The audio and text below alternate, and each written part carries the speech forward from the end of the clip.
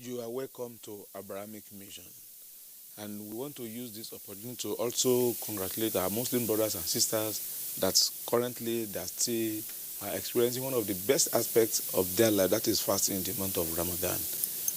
My name is Imam Fuad Adeyemi, and joining me in the studio today is Bishop Peter Ogumoyiwa, who is of the African Church Diocese of Abuja and the North, and also the coordinating chaplain, National Ecumenical Center here in Abuja. Bishop, you are welcome.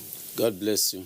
Thank you so much. And also we have our own Imam Nuru Khalid, who is the Chief Imam of Apo Legislative Quarter Juma Mosque here in Abuja. Imam, once again, you are welcome. Thank you very much. God bless you. Yes, we thank you. Together we will be here discussing security and faith, the challenge which we are facing as a nation. What are the solutions that our religious houses can proffer, and what are the things that religious houses have to say about this? But before we begin to talk on that, we have received a lot of messages in the past few days, and we go through some so that you will be able to know that we have actually seen your message. You also can be part of this program by sending messages on WhatsApp message and SMS message to 070-449-44949. And also on Radio Nigeria, we want to appreciate them, because if you cannot watch us on your television, listen on radio every Sunday by 5 p.m. Let me start with this. This man said, he said, I'm starting with a question. But unfortunately, the man didn't, or a woman did not put his name. He said, is it good for a Muslim man to give zakat to a Christian? Well, zakat is designed to give 8 category of people, and they are being articulated in the Quran, in Surah At-Tawbah. And what is Surah At-Tawbah? Is chapter 9. The 9th chapter of the Quran. Okay. And in it, Allah subhanahu wa ta'ala mentioned specifically وَالْمُؤَلَّفَةِ قُلُوبُهُمْ. And the meaning of that is those who are close to the Muslims but are not Muslims. Okay. So they are to be given zakat. So do you mean it is the Christians that are close to the Muslims? Yes, they are close to the Muslims. They are friends to them. They are neighbor to them. That by so doing, maybe they will appreciate Islam or even become Muslims. Okay, so it means for one to convert is not by killing. Not it's by. Bishop, do you have anything to say before I move on from there? No, I think when you talk of zakat, that is giving of alms. And in the Christian literature, in the Christian tradition, we give alms to whoever that is in their need of it. So be it a Muslim or Christian or non-Christians, even any unbelievers, you give to as people that you know really need the alms of fellowship. Okay. Is it tithe you are talking about now, or no, just not offering, alms giving. That is to be charitable. That is to give to the less privileged. I think later we'll have to discuss this thing, because you have mentioned about 3 things now: alms giving, charitable, tithe. 3 different things. Probably we'll look for time to understand this thing well. Let me continue. This man writes, said, this program is the best thing that has happened to Nigerian. It unites the 2 religious groups by its program. All Nigerians should watch this program and immediately respond to his messages and serve God better. Dr. Amos Jeff, Jalingo, Taraba State. I know these Jalingo people, the Taraba people generally, they don't miss this program. This man writes, he said, good evening, my names are Otil James Vanen from Benue State. I've been following this program for a while, and I come to discover that both Christian and Muslim are practicing the same religion in different ways. We should start seeing each other as brothers and sisters, and I strongly believe that both of us will come together and have one religion. I don't know whether you listened to what he said. Let me continue. I did. This one, I said, my name is Obasichinedu from Ihite, Uboma in Imo State. I want to contribute what I understand about Christianity. Christians should be God-fearing and humble. They should display the fruit of the Spirit given in Galatians 6. Love, joy, peace, patience, kindness, gentleness, and self-control. Bishop, do you... It's correct. Fine. This man says, good day, sir. Please, I have been calling you to get response to an issue concerning African traditional religion. You can equally see me one-on-one if you please, Mr. Jerome Kanyauchuku Mumega. I don't know where he's calling from. But specifically, the name of this program is called Abrahamic Mission. It's not just about all the religion, but about religion that follows or originates from Abraham. That is from the same source. From the same source. But we just look at the things that unite them because they are from the same source. I do not know much more about African traditional religion. And I believe there are so many programs that also project African traditional religion on NTA. But for this, it's actually meant for three main religions: Christian, Islam, and Jews, if at all we'll get any. So we are sorry.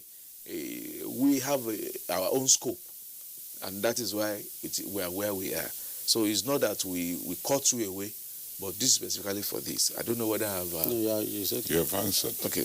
This one says, my name is Effiong from Jos Plateau State. I want to know, is it right for one to take the life of another in the name of God for anything blessing or to make heaven on the last day? No, it's not right. You can please God by destroying what he created. He created what he created because he loves that what he created. Therefore, to be with God is to be with human beings and other creatures. Even the environment you are living on, according to Islam, you have to develop it. You have to help sustain the environment, sustain other creatures. A prostitute was admitted into the paradise because she rescued a dog. Wonderful. Bishop, do you have an opinion on that? I think we are on the same page on that. Whatever God is the creator of the heavens and the earth and everything within it. And you cannot say in the name of this same God, you now destroy his creatures. So I think it is abnormal, it is ungodly. And I don't know any religion in the world that actually encourage such things. So I think even an ant, there is a popular saying when we were in primary school in Yoruba, Yi eseresi apa kan ma se pa kokoro ni, kokoro ti wo ko na ni Oluwa lo da.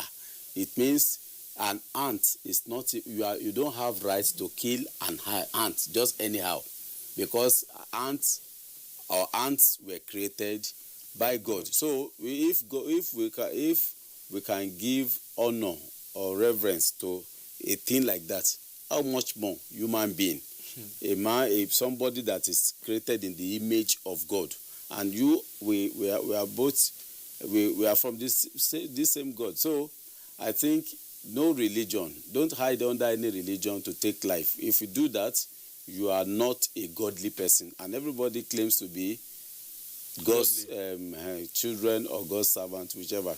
Okay. Thank you so much. This one is a bit related. It's a thanks Abrahamic Mission. My name is Ogbonna. I'm a typical Igbo man and a Christian from Imo State. My question is this. Boko Haram Islamic belief, is it different from the Imam at the station presenting? Yes, of course. If you see a Boko Haram, he is entirely different from any Muslim.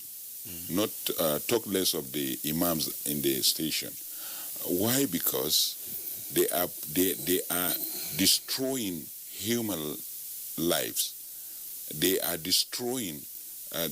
They are enemies of the state. They are enemies of humanity. They kill. They destroy. They don't have bond. They kill anybody indiscriminately. They don't spare the life of a Muslim or a Christian. But Islam encourages us to spare, to protect, and promote humanity. Okay.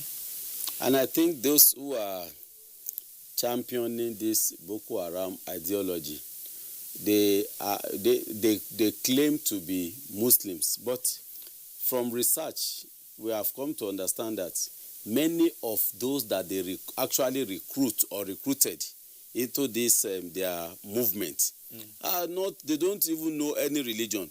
Of course, those who are at the top may know a little bit about the religion, but those they recruit see it as a employment business, and because they pay them, and they are actually doing that. They see it as an exercise to really justify their pay. Except those who are at the leadership, they are the ones using that title, this book, Islam or religion, to capture or to whip up the sentiments of those who are truly worshiping their God in their own way. No, I think if we continue like this with this information, I think we are getting there. Because if the bishop is the one that is teaching us about the composition of the BH, then I think we are getting there. Because if all of us can know that we have a common enemy, we have a common challenge, and we all come together to solve it, will be very easy. But in a situation where this one think, hey, is my enemy, that one is not my enemy, we will not even be able to see our enemy. So, Bishop, I think this is a good one. I know by God's grace, Nigeria, we will get there. Another man writes, he said, this discussion is interesting. We should learn to tolerate each other religiously so that we can cohabit peacefully. From Oladipupo Kazim Ibadan. Another man writes, he said, please, I want to ask the Imam, is there actually any place in the Quran that says that killing someone for whatever reason will guarantee the killer heaven? I think you have explained that several times. That now, even now. Even now. In one word, just say it. There is no. Fine. None. Another man writes, he said, Felix from Benin, may God continue to bless you for this program. Please try and ensure that this program reaches everyone nationwide as far as possible, because this is what our nation needs. Thank you so much, and grace of God will continue to be with you. Thank you, Mr. Felix. This program, Abrahamic Mission, is being shown 11:30 every Friday night to 12:30, and the repeat is on Sunday by 5 p.m. At that time, Radio Nigeria also join. So is it at the same time where you are watching on Radio Nigeria, you can also be listening on where you are watching on NTA, you can also be listening on all Radio Nigeria stations by 5 p.m. on the network program. I think this is a very good thing. If you think any other way that we can still do it, make your recommendation. We will try. But we want to appreciate FRCN for this gesture of joining this program. Let me quickly, before we go on a break, there is a man who has been writing. He said, there's a man called somebody on Radio Nigeria. He said that please, let me see whether I can get his message. He said, please, he likes the job you are doing and says that this is a program every Nigerian should listen to. He wants you to use, he has sent some money to us that he has seen that the way our bishop and imam comes here, nobody gives them anything. So he now sent some money that we should use it to entertain them. The person, I want to see if I can get his name. I want to appreciate him for what he has done. Oh, I'm trying to get his name. Oh, fine. He said, the name is Mr. Nathaniel Gbadebo from Abuja. Mr. Nathaniel Gbadebo from Abuja, we thank you. If you are listening, we appreciate you for your show of love for our guests and for this program in general. We thank you. But before we also go on short break, we want to thank Oduduwa University. I think I will involve you. Oduduwa University in Ile-Ife. They have given us a scholarship, one scholarship that's worth 2 million naira for any course. So we want to thank you, and we pray that God will make you progress. When we come back, I want us to discuss more. but not now. We'll now go on a short break. We'll come back to discuss the topic of the day, which is faith and security. Nigeria, our great nation with vast and rich land. Our people are strong and united. Our founding fathers, Sir Ahmadu Bello, Sir Abubakar Tafawa Balewa, Chief Obafemi Awolowo, Dr. Nnamdi Azikiwe, and a host of others bequeathed us a united, peaceful and prosperous Nigeria. Let us honor them by living in peace with one another. Let us eschew violence, ethnic profiling, and religious bigotry.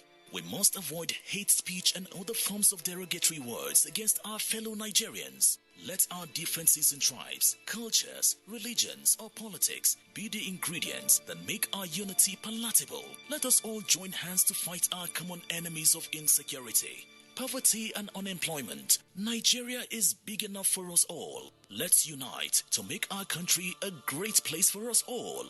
This message is from Sir Ahmadu Bello Memorial Foundation in collaboration with Nigerian Television Authority, NTA.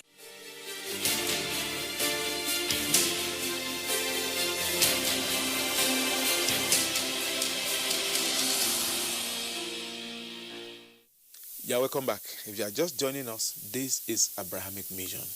And joining me to discuss our topic of today, which is security and faith, is Imam Nora Khalid, who is the chief imam of Apo Legislative Quarters, Juma Mosque here in Abuja.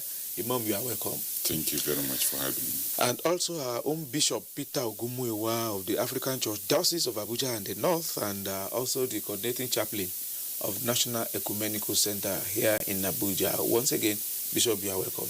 You are all welcome. Thank you very much. I think the two clergymen we have, they are very, very big fish. We know them. You know, when somebody is the coordinating chaplain of National Ecumenical Center, you know what it means. And somebody who happens also to be the imam of all the legislators in this country. I don't want to tell you the implication, but you can think of the implication by yourself. And also, today, we want to look at security and faith. But before that time, you can send your messages. You can participate in this program by sending messages to 070-449-44949. Once again, 070-449-44949. And secondly, we want to thank Oduduwa University. We want to appreciate them. If you are interested in what they are giving us a scholarship. One slot of scholarship that anybody that we recommend will come and enjoy this scholarship. That's worth 2 million naira of any cost. Will you help us thank them? Well, I think this is a very kind gesture from the Oduduwa University at Ile-Ife. Yes, Ile-Ife. We are very grateful to you. We pray that God will continue to bless your institution and replenish your purse. I also want to use this to call on others that can also, you see, this slot is just one. And this Abrahamic Mission where we promote religious harmony. So if we can get one more slot, I don't think it will be too much for us to ask. Meanwhile, we are grateful. God bless you. Yes, it's good to have another university to give more scholarship so that it can go across the two religions, one for the Christians, one for the Muslims, and especially those who universities that have caused like a conflict resolution. I think it's good for us to have our children to go and study that kind of courses so that they will now build on what we have started. That's a good one. So thank you so much. Build on what we have started. And if we do not have security in our country, they might not build on anything. Of course. To us as religious people, what is security from your own point of view? Because I will start with Bishop. Well, security by its name is just to secure lives and properties of people. When God says, "Thou shalt not kill," He's simply saying that lives is sacrosanct and life must be protected. And right from the beginning, the first man that killed his brother was Cain in the Bible, and he faced the consequence. So security is just finding a way to to secure, to protect both yourself, your family, and your environment. And this is spiritual. It is spiritual because, like I said, life is sacred, life is sacrosanct. It is not, you cannot allow your life to just be lost. You don't even have rights to kill yourself. To talk less or talk more of allowing people to kill you or to destroy your property. So it is biblical for you to make sure that you put in place mechanisms to ensure the safety of yourself, your family, and your environment. Imam. Security is so wide because some people think that absence of war is what we call security. But rather, there is a psychosocial, economical, political, and physical security. You must have the security of your psyche, your mind. You have to be very well secured. You have the ability to think well and to express your views freely. And you have to have what they call economical security and political security before we talk of life protection. Life protection is the most important. That is why when there is absence of life protection, everybody will understand that we are insecure. But at times, lack of economic security is the basis of the life destruance. That is why if you look at the Quran, you find that it gives a strong connection between hunger and insecurity. How? Look at Surah Quraysh, you find Allah subhanahu wa ta'ala saying, الذي أطعمهم من جوع وآمنهم من خوف. He fed them from hunger and then scared them from insecurity. So when there is hunger in land, people might now turn violence. And that is why it is important to look at economic security, very important for us to have physical security. Bishop, Yeah, I think it's perfectly in order because they said if you don't take care of the belly, then the output of it will be anger. So in order for one not to express anger, which may lead to physical death, physical killing, then you need to take care of the economic security. And even the Bible says God himself provides for our needs, both materially and spiritually. So if he provides, it means he's saying that we should secure our stomach in order that we will enjoy the physical and environmental protection. Okay. Thank you. Today, I want to make today's program as interactive as possible because what we are discussing is highly important. But this man writes, he said, I'm Ahmad Muhammad from Flower Garden in Ilorin. The program is interesting, educating and informative. The synergy between the two faiths will go a long way in helping in tackling the issue of religious crisis and insurgencies. I think Ilorin people will know that recently. May Allah subhanahu wa ta'ala and reward you all beyond measures for this enlightenment. We thank you too, Malam Ahmad Muhammad. Now we have seen your own thinking about security from religious point of view.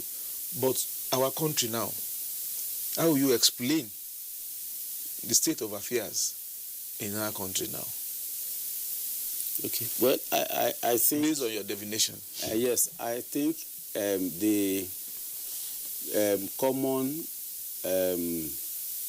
duty or responsibility of those who govern the people is to provide shelter, to provide food, to provide employment, and all this put together will lead to securing the life of people they govern. And I think the corruption we have in our system is what have led to the insecurity, majorly, to the insecurity we have or we are experiencing in the country today. And when we say corruption, yes, we every human being has the tendency to be corrupt. But the fact that the control, the governance of people is resting on the shoulders of the political leaders. So that is why so many a times we try to shift the blame or the bulk of the blame to those who are at the helms of affairs, who are supposed to control the people, their emotions, their activities in such a way that there will be orderliness in the society.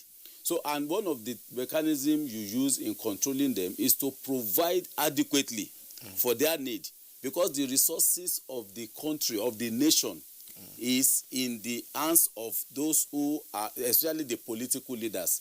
If the resources is distributed evenly, and you cannot completely wipe out poverty, but you can reduce it to the barest minimum. Yeah, that's true. So that if the government, if people who are supposed to administer the resources of the nation do the right thing, I think it will bring down the level of insecurity that we have in our land. As we go on in this discussion, there are other factors, but I've only tried to look at it from the economical aspect of it. But there are other political aspects. Like I know for sure that Nigeria's problem is, I've said it before and I want to repeat it, that it is artificial. You see, not just Nigerian problem, the world problem. Because when God created the world, he made adequate provision. It will amaze you that even look at Julius Berger, for instance, or these construction companies. When they come to us, they get contract of constructing roads. But almost 80% of the materials they need for the construction of roads are still gotten from the same place, the same country. They get everything here, and then they now use it to do. So God has made adequate provision for humanity all over the world. But because of greed and self-centeredness of people, makes the political leaders or leadership to corner some of this wealth. Otherwise, the world would have been a very good place for people to live as designed by God himself. So I think most of these things, the problem of insecurity, poverty, they are artificial. They are man-made. Man created them on our own just because of our wickedness and because of lack of the Spirit of God in us. I listened to as I was coming, I listened to the statement of my Tamasule. Oh, okay. The late Kano. When the President Buhari was elected in 2015, yes, they paid courtesy visits to him, northern leaders, and when you listen to what that elder statesman said to the president, he was talking about justice and fairness. He was talking about Nigeria, that the president should see Nigeria as his constituency. And if it is done in that way, if everybody receives fairness and justice, he said it will be well with Nigeria. So you can see that people really know what we need to really have a varied society. But somehow, people, especially our leaders, sometimes forget to go about this, and then eventually we put everybody into chaos, and then there will be suspicion. Otherwise, if you are okay, I am okay. If it's okay, there will not be need for me to express anger over you or this. Even this religiosity that we are saying in Nigeria today is out of corruption and this lack of sincerity on the part of those who manage the resources of the land. Otherwise, why should I say my Christianity is better than Islam, or I fight you because of you are not a Christian? It's only an hungry man that expresses anger. So all these things, this religious problem we are having in Nigeria, is because of hunger. So thank you very much. Imam, I'm sorry. Okay. You also discussed that, but I told you I want to make this program interactive because it's live. This man says, Salaam alaikum. My name is Alima Abubakar from Kubwa. I want to appreciate the presenter and all of us and all of you for your effort in bringing the two religions together. May Allah bless all you're doing and your guests. Keep the good work going. Jazakallah khaira. We thank you, Alima Abubakar from Kubwa, and we appreciate you too. Imam, I'm listening. Now, what is happening in Nigeria today is a translation of total collapse. I mean, total collapse of institutions, starting from family institution. Our family institution has collapsed, and our governance, the way we govern our affairs, lack of inclusiveness in governance is a translation of collapse. And what leads us to this collapse, political collapse, family institutional collapse, and other collapse that you can see, is because of 5 things. 1, lack of transparency. Number 2, lack of accountability. Number 3, immorality. Number 4, fake religiosity. And finally, corruption. When I say corruption, I mean political corruption, economic corruption, and moral corruption. When there is moral corruption, there must be economic corruption. And when there is economic corruption, all the institutions you put in place will never work. So therefore, if we want to change the scenario, we have to change the pattern. And by changing the pattern, I mean we must try to correct our mistakes by first making the religious institution to work very well. When the religious institution are serving God, we are going to be a good society. But when the religious institution are serving material benefit, then we are now in trouble. This is a great challenge. This woman, right, he said, my name is Gloria. I would love to see you people. I love your program. God bless you. We thank you too. But from the way we are going, you are painting a picture of a situation where we have a challenge. If the picture of what you are painting is that we have a challenge, that all these challenges, from what I'm hearing from the two, is artificial. Let me use Bishop's language now, that it is artificial because none of these problems are actually real. If we are to maintain justice and we are to maintain fairness, and all these things will actually not be there, because we have gotten almost everything that God can give to a particular nation. In fact, more than what to give, and despite that, we are still living in poverty, despite all what we have. But the question now is, how did we get here? What have we done wrong that makes us not to be able to enjoy all these blessings that God has given to us? But you will react to this after this short break now. No matter where you come from, no matter your religion, we are one. Let's live together. Let's stop fighting each other. Let us live as one. It doesn't matter where you come from, your tribe or religion, man, woman or child. It doesn't matter who you are. Put Nigeria first. No matter where you come from, no matter your religion, we are one. Let's live together. How can we develop differences. Families have become refugees in their country. No matter our differences, show some understanding. No matter where you come from, no matter your religion, we are one. Let's live together.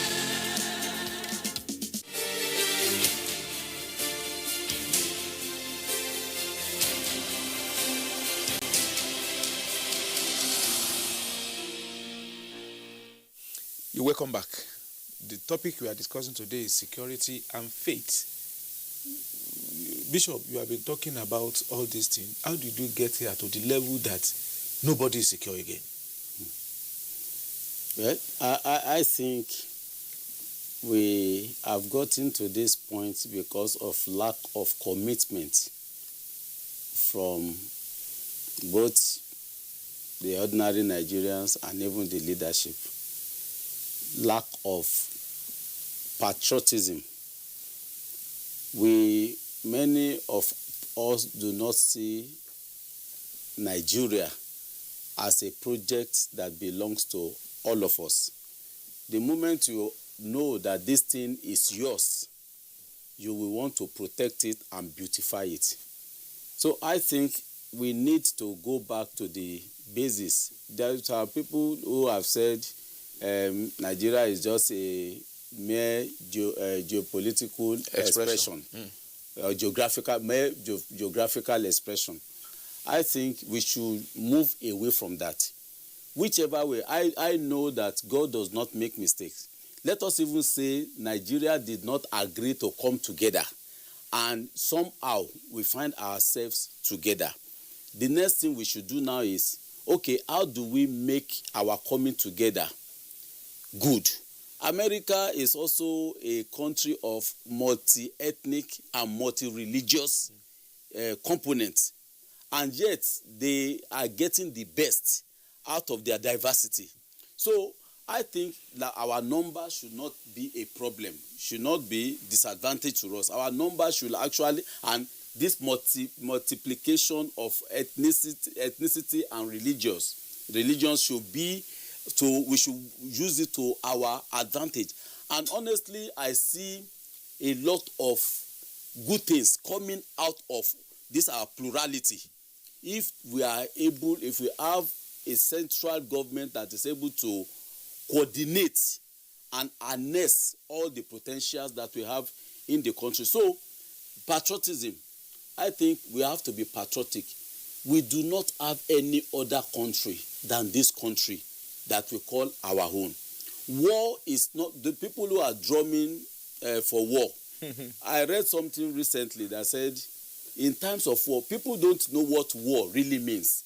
They think war is just about shooting guns. It goes beyond that. During wartime, there will be food scarcity. We heard that even during Biafra time, I don't know whether that was true. I was born at the Biafra war. They said at a point they were eating lizard. The Igbos were eating lizard when there was no food for them to eat. In fact, during war, Bishop, you will even see worm and you want to eat it. Let me give you a personal experience. I witnessed Madaka Ife riot in 1983. When they bring bread, we all run the way you put food for fish in the river. You see the way they run to it. That is the way we run to get bread. When they bring bread once in a day. So I can tell you authoritatively. So war is not just about shooting gun. It takes in so many things. You will lose one your beloved. You might lose your wife. You might lose your children. You might die. And then in the atmosphere of war, there is no food for you to drink. There is no water. Don't forget, NEPA will not work. If you say you have borehole, you want to pump, there will not even be petrol for you to buy. So war is not alternative. What we need to do is to come together and say, okay, how do we get it right? And I think once the political leadership, people have started clamoring, talking about 2023 now. It's quite unfortunate. We need to solve the problem on ground before we now think of the next election. If we can do that, you will see that this insecurity thing will go down. Okay. Nigerians are very, let me use this wrong word, if it is wrong, gullible. Nigerians are very gullible. What I mean is that Nigeria accepts anything. That is why you will see, even with what we are going through during election now, a politician will call the same people that are doing, they will come to you and just flash 1,000 to you. You will see them coming and then ready to die for you. So Nigeria just need little thing for us to move on. This insecurity we have now, you know, we have heard that some are even being sponsored. All this religious conflict we are having is being, like I mentioned, artificial. It's being sponsored. All we just need to do is for our leadership to just have a sense of patriotism and say, no, enough is enough. It's enough. Okay. We want to do the right thing, and everything will calm down, and we will begin to see a new Nigeria. Imam. Yeah. How do we get here? We came to where we are today because of the unfortunate lack of learning. We did not learn our lessons from Biafra. On our civil war. We did not our civil war. We did not learn our lesson from Metesini. We did not learn our lesson from Kapanchan crisis. Mention the earliest crisis. What have we learned from them? And we don't want to look at the world as a global village, a learn lesson from what happened in Afghanistan or Somalia, is happening in Afghanistan, Somalia, Sudan, and the Liberia, rest. Liberia. If somebody is calling for the break of Nigeria, how is he sure that what happened to Southern Sudan will not happen to his area? If somebody is trying to get away, kick away the present administration or kill the ruler, the president, are you sure that what happened in Libya will not happen to Nigeria? What of Iraqi? What happened to them? We have to learn our lesson, but who will learn the lesson first? The person that will learn the lesson first is our leaders. They have to now, as a matter of urgency, reform our educational sector. Because if you want to destroy a nation, just destroy the system of education they have. When the system of education collapses, everything will collapse. Now look at our universities. How many times will the teachers of the universities, the lecturers of the universities will go for strike before the government now turn to them and discuss to them? So I think we have to, as a matter of urgent, do something. Okay. Before I move to the next something, this man said, good evening, I'm Moscow from Lagos. I must attest that this program plays a vital role towards ensuring one united, indivisible Nigeria, free of religious, regional, or partisan sentiment. You are actually doing what our Creator wants. God bless you all, and God bless the Federal Republic of Nigeria. I think this is the kind of message we need to be hearing. Bishop, now probably where we are having this thing that is continuous because you people are aiding and abetting it, because what we used to hear is that, well, destiny, what will be, those that are being killed is their destiny, those that are not being killed is their destiny. What does it just have to say with security itself and faith? Okay, does it just have any role to play here? Like I think we have addressed some of this at the beginning of this program. Life is, the sanctity of life is very, very paramount, is very, very important. You don't give yourself to death and say you are destined to die that way. You are not destined to die. God did not create you to die anyhow. Anyone that is born of a woman has a destination in life, and he has a purpose for his coming to this world. And what you should be planning for is to actually achieve the purpose for which you were born. So I think for you to now say, well, I can die, or once I die now, I go to paradise or I go to heaven, well, it doesn't matter how I die. It matters how you die. It matters at the same time the type of life you live. And so you don't have to give, like we said earlier, you don't have to give yourself to just be killed or to die anyhow. And that is why it is important that you must learn how to feed, to work and feed yourself first, and then do everything within your own power, within your abilities, to make sure that you provide for your home. And after you do that, then we now look up to those who are, like I said, those who have the power to now make everything easy for the people. So life is sacrosanct. You have to make sure that you don't just waste your life and live your life, whether under the guise of a religion. You say, well, if I die in the course of my religion, I will make heaven. Or if I try to defend my religion, I will make it still out of poverty. There's no religion that says you should die for your religion. God has the power to protect his religion. If he wants to do that, he will protect everyone. So don't go and kill yourself or commit suicide in the name of any religion. We are scholars of the religion here, and we are telling you that you will not make heaven. If you die, if you kill yourself in the course of your religion, you are not going to make heaven. Okay. I think Imam agrees with me. Yeah, I do like to add something to that. First of all, we have to understand that even your life, God entrusted it to you, and he will ask you to account for it. How did you keep it? And he strongly warned you that wala tulqu bi aydikum ila tahluka. Do not take your life to danger. Do not endanger your life yourself. So therefore, life is sacred. We have to treat it with reverence. We have to know how to protect life. By protecting life, you are promoting love. Okay. But the question is, what is our role as religious leaders in promoting security? Okay. We have three important things to do. Okay. Number one, we have to tell the citizens that it is their duty to be their brother's keepers. Number two, we have to tell the government it is their duty to promote security. But that is the number one thing. That is the number one, the first constitutional obligation. Number three, we have to work hard together as religious leaders in promoting common good for the citizens. Bishop, yes, what we do, the way forward.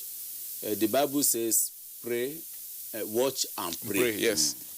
As Nigerians, as citizens of this country, you need to be watchful of your environment. We have gotten to a point that you don't just need to sleep with your two eyes closed permanently. You have to close your two eyes, but not permanently. Watch around you. Watch your environment. Then also try to know your neighbor. Know the person that you are living with.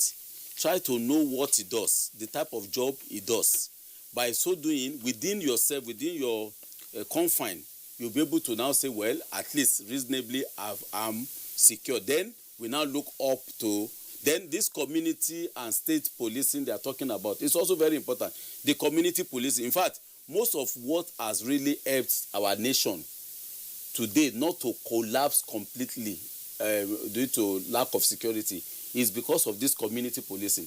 Everybody watches over his neighbor, and then we try to provide security for ourselves, neighborhood security, and all sorts of things like that. Then the state police. We also want to appeal to the government that yes, in those days the security architecture is controlled unitarily. This time around, there's need to decentralize that thing, and I think those who are advocating for state police, that is exactly what they are saying.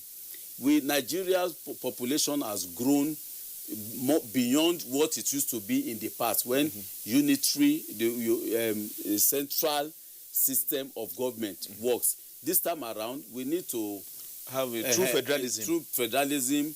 Bring down That's decentralized. That's true federalism. Decentralize these things, and then let every community has its own police, just like we have in the United States and some part of the world.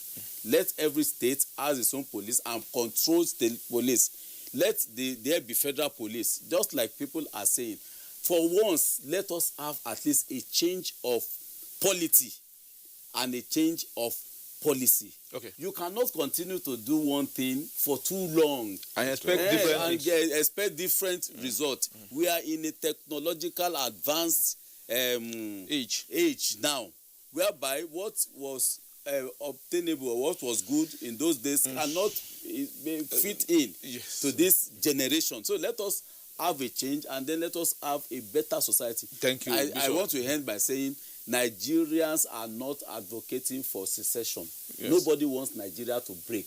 But when you don't want do the right thing, one of the methods of calling the attention of government is to tell them we will break. When you say we will break, government will say, why do you want to break? If a son says I don't want you as my father again, you need to call the child and say, why do you say I should? Then you say, Daddy, you are not doing what is expected of you. Then, as a father, a good father, begin to do what is right, and you will see that everybody will be happy with each other, with one another. Do you know that why our system is not working is because too much power has been dedicated to the federal. In the central, concentrated to the we have a concentrated power in the federal. Yeah. Now, look at what is closer to the common man is the local government. And it is the least in power. So if we want to have a very strong governance, we need to look at that. And the system of policing is not going to work whether we give it to the center or to the middle or to the local. But the most important thing that will make it work is the way of recruitment, the synergy in recruitment, that we have good people, and that is why community policing is very important. Because if in my community, the people that will be policing the community, we know them, we know that they are capable, and we know that they are good enough, then it's going to work. I think let me also support you briefly that if, let's say, you want to employ 20 police from a particular local government, invite their chief, the pastor, the imam, bring those people. I don't know that if any of them misbehave, we are going to hold you responsible. Yes. So you won't bring anybody that you cannot vouch for. So if we begin to do that, definitely we have a way out. Let me read what somebody just said. He said, my name is Samuel from Benin. I appreciate this program, and I've called all my siblings to watch. The issue with this country in terms of security is lack of sincere supplication. And also, there are crimes in which are covered by influential people, but no true justices. Just jungle justice everywhere. Once again, my name is Samuel from Benin City. I think he has made a point. It's true, because people seems not to, especially the government seems not, they will tell us they have the records of those who are sponsoring these crimes and all sorts of things. And we have not seen them coming out with those leads and really punishing them. But before then, I wanted to talk of this police. You see, this policing, when Nigeria was good, what is, to a Yoruba man, the interpretation, the meaning of a police in Yoruba language is Olopa. Olopa means somebody that is holding staff. Batting. The same thing in Hausa. They carry batting. But today now, the Olopa we see now carry AK-47, they carry guns. Yes. Ordinarily, in a very peaceful society, in a very harmonious, friendly society, Olopa should be Olopa. Police should be carrying that stick and not gun. But because everything has been bastardized, everything has now become rotten. So you now see gun in order to curb this criminality that is on the rise, that is at increase. So I think when the good thing, the needful is done by those in power, we will go back to the era of real Olopa, the police that carries stick and not gun. Imam, this was your last word. Okay, my last word is we should learn how to respect the uniform more than the gun. Okay. if we can respect the uniform, then our police shouldn't carry AK-47 moving around. By mere seeing the police, you will now be... what you are saying is too fundamental, because those who respect uniform, the people in uniform too must also respect those who are not uniform. I think it's a big thing. We might not be able to exhaust this one, but may God continue to spare our life. I know by God's grace, if we invite you to come next time, I trust even Bishop came from Lagos this morning because he wants to attend this. So I know we'll have more. So I want to thank you for being part of this program. You can also be part of this program on Radio Nigeria, FRCN, every Sunday by 5 p.m. and repeat program also on NTA. On behalf of everybody that has been part of this, I want to say thank you. Until when we meet next week, I'm Imam Fuad Adeyemi saying bye-bye.